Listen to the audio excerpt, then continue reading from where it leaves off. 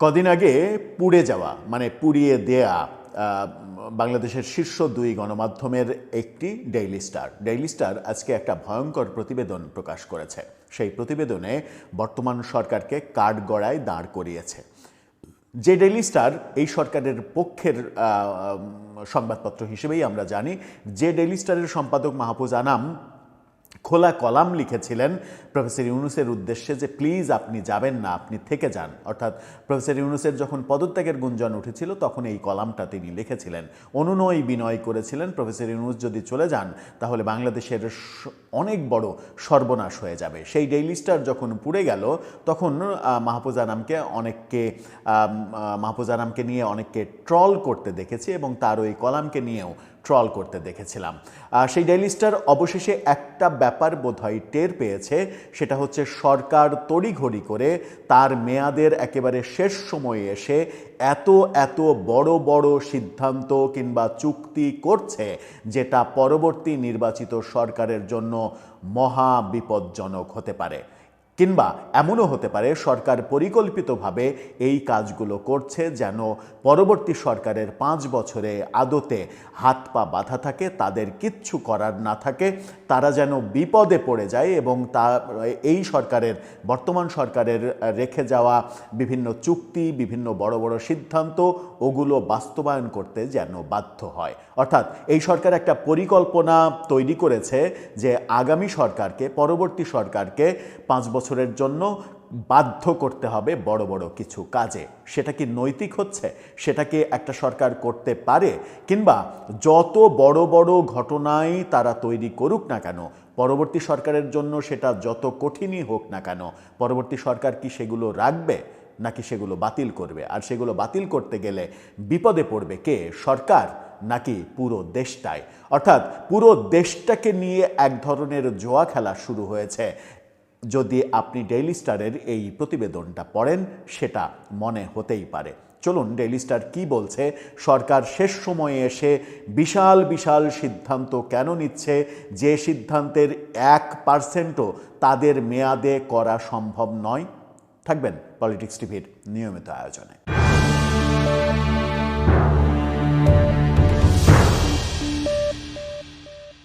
দর্শক, বলছিলাম এই সরকার, অন্তর্বর্তীকালীন সরকার শেষ মুহূর্তে এসে তড়িঘড়ি করে এত বড় বড় মেগা সিদ্ধান্ত নিচ্ছে যে সিদ্ধান্তগুলো তাদের মেয়াদে 1 আনার কোনো কাজও হবে না। তার মানে সমস্ত এই সিদ্ধান্তগুলো নেয়ার কারণ পরবর্তী সরকারকে বাধ্য করা এই কাজগুলো করতে। সেটা কি নৈতিকভাবে ঠিক হচ্ছে? ডেইলি স্টার কি বলছে? ডেইলি স্টারের শিরোনাম, সুন্দর একটা কার্টুন দিয়ে তারা শিরোনাম করেছে, অন্তর্বর্তী সরকারের শেষ সময়ে তড়িঘড়ি করে দীর্ঘমেয়াদী চুক্তি। অর্থাৎ তারা জাতীয় নির্বাচনের মাত্র 2 সপ্তাহ আগে তড়িঘড়ি করে অস্বচ্ছ ও শেষ মুহূর্তের সিদ্ধান্ত চাপিয়ে দিচ্ছে এই সরকার। অর্থাৎ পরবর্তী সরকারের উপরে সিদ্ধান্ত চাপিয়ে দিচ্ছে তারা। কি বলছে ডেইলি স্টার? অন্তর্বর্তী সরকারের মেয়াদের শেষ প্রান্তে এসে দ্রুত গতিতে দীর্ঘমেয়াদী নানা সিদ্ধান্ত নিচ্ছে তারা। এর ফলে কার্যত পরবর্তী নির্বাচিত সরকারের হাত পা বেঁধে দেয়া হচ্ছে। একেবারে পরিষ্কার খোলামেলা কথা, পরবর্তী সরকারের হাত পা বেঁধে দেওয়ার এই কৌশল অবলম্বন করেছে বর্তমান সরকার। এর মধ্যে সবচেয়ে গুরুত্বপূর্ণ হলো সংযুক্ত আরব আমিরাত ভিত্তিক ডিপি ওয়ার্ল্ডের সঙ্গে চট্টগ্রাম বন্দরের নিউমোরিং কন্টেনার টার্মিনালের কার্গো পরিচালনার যে চুক্তি, ডিপি ওয়ার্ল্ডের সঙ্গে প্রায় 30-33 বছরের চুক্তি করতে যাচ্ছে। সেই চুক্তি একটা ভয়াবহ রূপ লাভ করতে পারে, যে চুক্তিটা সম্ভবত একদিন পরেই হবে।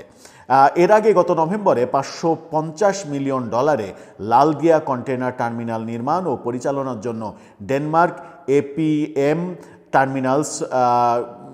টার্মিনালসের সঙ্গে 33 বছরের চুক্তি করা হয়। একই সময়ে সুইজারল্যান্ডের মেডলগ এসে 22 বছরের চুক্তিতে পানগাঁও নদীবন্দর পরিচালনার চুক্তি নিচ্ছে। মেডলগের নিয়োগটি উন্মুক্ত দরপত্রের মাধ্যমে হলেও লালদিয়া ও ডিপি ওয়ার্ল্ডের ক্ষেত্রে সেই ধরনের কোনো প্রক্রিয়া অনুসরণ করা হয়নি। অর্থাৎ উন্মুক্ত দরপত্র দেয়া হয়নি, সরকার তার নিজের ইচ্ছায় এই কাজটা করেছে। আমার ওই কোম্পানিকে পছন্দ, আমি ওই কোম্পানিকে দেব, কিন্তু সেটা কখনো কোনো সরকারি কাজের ক্ষেত্রে হতে পারে না। এবং এই কাজের এই যে চুক্তি করছে সরকার, কোনো ধরনের উন্মুক্ত দরপত্র ছাড়া, এই চুক্তির জন্য এই সরকারের সঙ্গে যারা জড়িত তারা সবাই যে পরবর্তীতে বিপদে পড়ে যেতে পারেন এটা এখন দিনের আলোর মতো পরিষ্কার। প্রতিযোগিতামূলক দরপত্র না থাকায় অন্তর্বর্তী সরকারের মেয়াদ শেষের দিকে আসার সঙ্গে সঙ্গে এসব সিদ্ধান্ত নিয়ে সমালোচনা বাড়ছে। নির্বাচিত সরকারের কাছে শান্তিপূর্ণ ক্ষমতা হস্তান্তরের দায়িত্ব নিয়ে গঠিত এই অন্তর্বর্তী সরকার এখন এমন অভিযোগের মুখে পড়েছে যে তারা নিজেদের অবস্থানকে কাজে লাগিয়ে দীর্ঘমেয়াদী ও অস্বচ্ছ নীতিগত সিদ্ধান্ত নিচ্ছে, যার প্রভাব দীর্ঘস্থায়ী। ডেইলি স্টার পরিষ্কার বলছে অস্বচ্ছ সিদ্ধান্ত, অর্থাৎ সেই সিদ্ধান্তগুলোর মধ্যে কোনো স্বচ্ছতা নেই। পরবর্তীতে তদন্তে থলের বিড়াল, কালো বিড়াল বেরিয়ে আসবে হয়তো।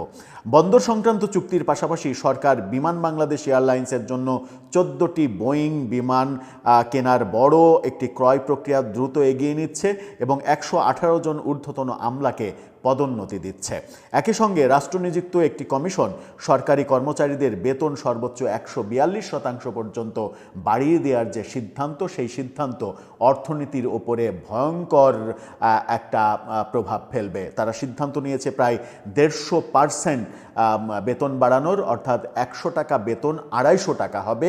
এই যে মানে 150%, 2.5 গুণ মানে বেতন বৃদ্ধি, যার ফলে এখন 1 লাখ কোটি টাকারও বেশি যে বেতনের পেছনে খরচ হয় সেটা গিয়ে ঠেকবে 2.5 লাখ কোটি টাকারও বেশি, অর্থাৎ বাজেটের প্রায় অর্ধেক অংশ থেকে যাবে শুধুমাত্র কর্মকর্তা কর্মচারীদের বেতন দিতে। এই সিদ্ধান্ত এই সরকার মানে একটা কমিশনের দিয়ে সুপারিশ করিয়েছে, কিন্তু এই সিদ্ধান্ত এই সরকার নিচ্ছে না, পরবর্তী সরকারের উপরে চাপিয়ে দেওয়ার জন্য এই ধরনের কাজ করেছে, এটা তারা বলছে। অর্থনীতিবিদরা সতর্ক করছেন, কেবলমাত্র এই বর্ধিত বেতন কার্যকর হলেই ইতিমধ্যে দুর্বল অবস্থায় থাকা সরকারি অর্থ ব্যবস্থা অস্থিতিশীল হয়ে উঠবে। তার মানে অর্থনীতির কোন 12টা বাজছে সেটা চিন্তা করুন। 12 ফেব্রুয়ারি নির্বাচন ঘনিয়ে আসার সঙ্গে সঙ্গে এসব চুক্তি করার তৎপরতা কেবল আর্থিক সংযম বা সামষ্টিক অর্থনৈতিক ব্যবস্থাপনার ত্রুটি নয়, বরং মৌলিক নীতিগত লঙ্ঘন বলে মন্তব্য করেছেন সেন্টার ফর পলিসি ডায়ালগের বিশিষ্ট ফেলো দেবপ্রিয় ভট্টাচার্য। অর্থাৎ এটা নীতিগত তো নয়, এটা স্পষ্ট নিয়মের লঙ্ঘন, এবং এটা একটা সময় দুর্নীতির দিকেও যদি চলে যায়, এই সিদ্ধান্তগুলোর পেছনে কোনো দুর্নীতি আছে কিনা তাহলেও কিন্তু অবাক হওয়ার কিছু থাকবে না। তিনি দেবপ্রিয় ভট্টাচার্য বলেছেন, পরিকল্পিতভাবে হোক কিংবা অবহেলাবশত হোক, বর্তমান বৈশ্বিক অস্থিরতার প্রেক্ষাপটে তারা আগামী সরকারের জন্য অর্থনীতি পরিচালনা করা একটা কঠিন বিষয়ে পরিণত করে তুলছে। অর্থাৎ পরবর্তী সরকারের জন্য এই ব্যাপারগুলো ভয়ঙ্কর অবস্থা তৈরি করবে। প্রতিরক্ষা শিল্প অঞ্চল তৈরি করার সিদ্ধান্ত নিয়েছে সরকার। 850 একর জমি চট্টগ্রামের মিরসরায়ে, সেটাকে প্রতিরক্ষা শিল্প অঞ্চল তৈরি করার যে সিদ্ধান্ত সরকার নিয়েছে, যেখানে ভারতীয় অর্থনৈতিক অঞ্চল গড়ে ওঠার কথা ছিল, গত বছর সেই চুক্তি বাতিল করেছে সরকার। প্রতিরক্ষা শিল্প অঞ্চল গঠনের সিদ্ধান্তের মাধ্যমে অন্তর্বর্তী সরকার একটি সংবেদনশীল খাতে প্রবেশ করেছে বলে বিশ্লেষকরা বলছেন।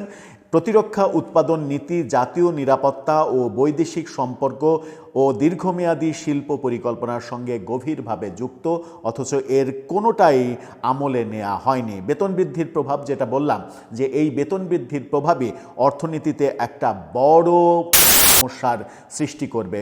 উড়োজাহাজ কূটনীতি, যে 14টা বোয়িং কেনার সিদ্ধান্ত নিয়েছে সরকার, বিমানের সেই 14টা বোয়িং এই মুহূর্তে কোনো প্রয়োজন নেই, কিন্তু সরকার নিয়েছে।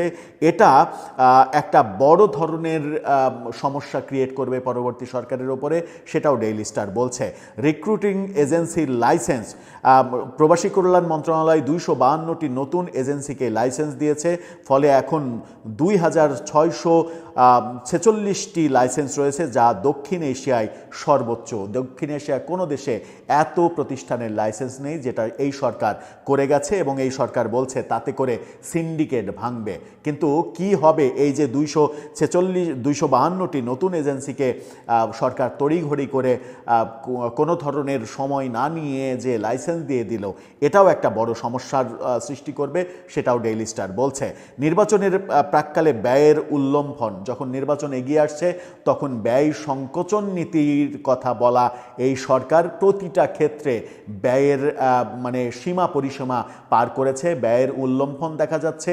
নির্বাচনেও দেখা যাচ্ছে যে শুধুমাত্র জাতীয় নির্বাচনে 2000 কোটি টাকার বাজেট চাওয়ার পরেও দেখা যাচ্ছে যে শুধুমাত্র যে গণভোট সেই গণভোট সংযুক্ত হওয়ার জন্য নির্বাচন কমিশন 1000 কোটি টাকারও বেশি অতিরিক্ত চেয়েছে, কিন্তু গণভোটের জন্য এত টাকা অতিরিক্ত লাগার কথা নয়। শুধুমাত্র যে ব্যালট পেপার ছাপা গণভোটের জন্য সেখানেই টাকা লাগার কথা, এর বেশি টাকা লাগার কথা নয়। কিন্তু নির্বাচন কমিশন যাচ্ছে তাইভাবে এই টাকার বরাদ্দ নিয়েছে এবং গতকালকেই একটা নিউজ এসেছে, আমরা এটা নিয়ে আলোচনাও করেছি যে সরকারের 6টা মন্ত্রণালয় 140 কোটি টাকা বরাদ্দ নিয়েছে, বাগিয়ে নিয়েছে।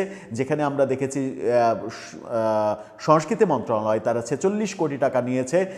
46 কোটি টাকা দিয়ে সংস্কৃতি মন্ত্রণালয় কি করছে, কি করবে, 8-10টা গান তৈরি করেই তাদের দায়িত্ব শেষ কিনা, এই আলোচনাগুলো চলছে। এছাড়াও যেটা রয়েছে, নির্বাচনের আগে র্যাবের জন্য যানবাহন ক্রয়ের সিদ্ধান্ত নিয়েছে। অনেকগুলো যানবাহন যেগুলো উন্মুক্ত দরপত্র ছাড়া কেনার সিদ্ধান্ত নিয়েছে সরকার। তার মানে সরকারের যা ইচ্ছা তাই করছে, নীতি নৈতিকতার কোনো ধার ধারছে না তারা।